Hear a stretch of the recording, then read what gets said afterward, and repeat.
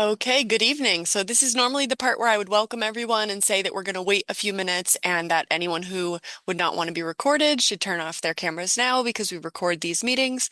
This is the ninth meeting of the Lynn Tree Committee and I'm flying solo on this one.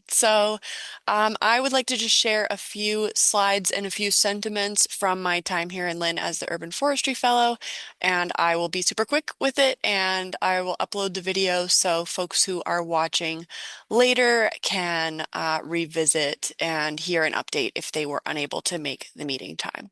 So let me go ahead and share my screen. And we will start this slideshow from the beginning. And I'll have to expand this over here in case anyone does join. So this is our ninth meeting of the Lynn Tree Committee. My name's Erica Holm. I'm the Urban Forestry Fellow in the City of Lynn in the Planning Department, and I had reserved some time for urban forestry program updates and some time for public discussion. This will probably be more of a 5-minute meeting. Here is the history of the tree committee in Lynn in 2025. You can watch a previous recording to see what we accomplished in 2024, but basically 4 meetings in 2024 and 5 meetings this year so far. And there's links to what a tree committee is and some other things. So for updates, if you haven't joined a meeting and this is the first time you're watching, we had received a very significant federal grant to allow my position to be onboarded. It was going to plant 150 trees, create an urban forest plan for the city of Lynn, and run a youth program. Now, unfortunately, we had our funding terminated by the federal administration in February of this year. There was a follow-up appropriation of funds to retain my position through this month. We are still working on two other grants. One is the statewide DCR Greening the Gateway Cities implementation grant, which involves creation and opening up of new tree pits.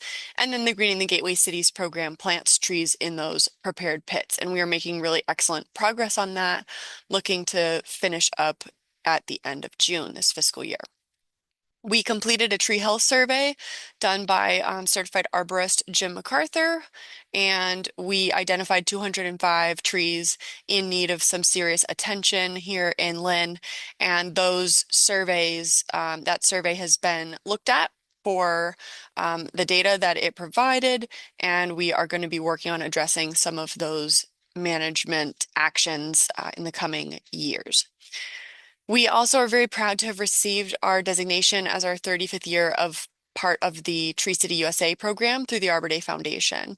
It's a distinction that means your city has invested in its urban forest at a certain level, deserving of recognition. And then it's our first year of a growth award, which really sets that higher bar and shows that your community is building a movement here. So my main updates are that we had a fantastic Arbor Day.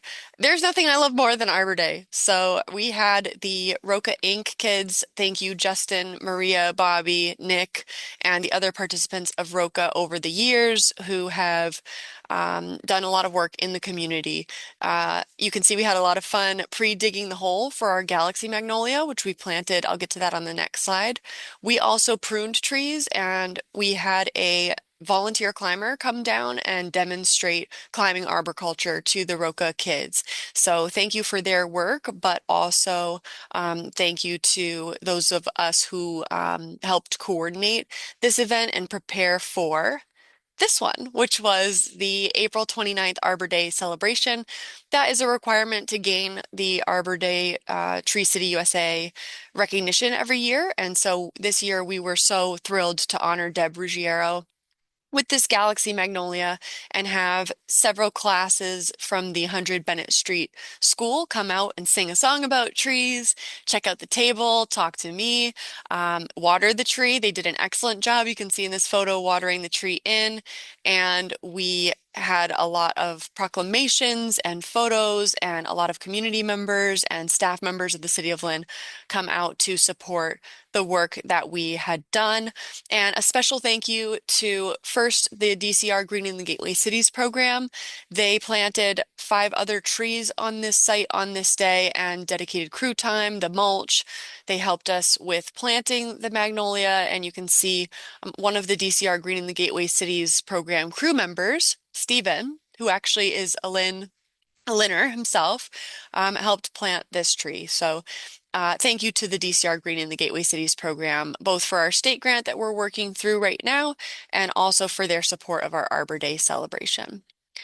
The second thank you that I really want to put out there is to the New England chapter ISA, or International Society of Arboriculture. They awarded us their Arbor Day grant for 2025 to the city of Lynn in order to facilitate the purchase of this tree. We wouldn't have had a tree without this grant. So thank you to the New England chapter of the ISA. Love you guys. You are great. And then one final shout out to a fantastic Lynn Classical High School student who put together this event with the environmental club that she runs with many of her friends and peers at Lynn Classical. She hosted an event called Blue Heart Green Mind, and she spoke very completely about the issue of ocean plastics, how those affect birds and other wildlife, why we should care about our environment.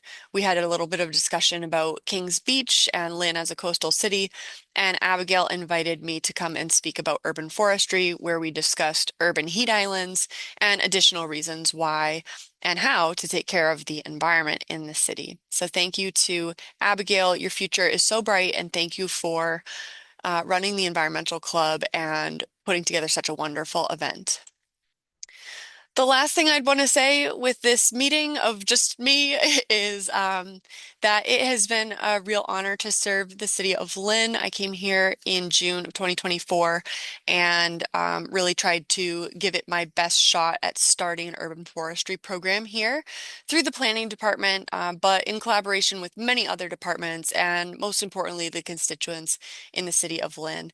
Without the constituency, there could be no tree committee. There could be no effort to re-canopy our city, which has under 10% tree canopy in most of its census tracts and 2% canopy in some of our downtown census tracts. So we have a long way to go, but my one parting thought is that it is a wonderful community here in the city of Lynn, very deserving of an urban forestry program. And we will all keep going and keep growing, just like the trees, in spite of difficult circumstances like the urban environment can sometimes be. So my last day with the City of Lynn as the Urban Forestry Fellow, due to the federal termination, will be May 30th.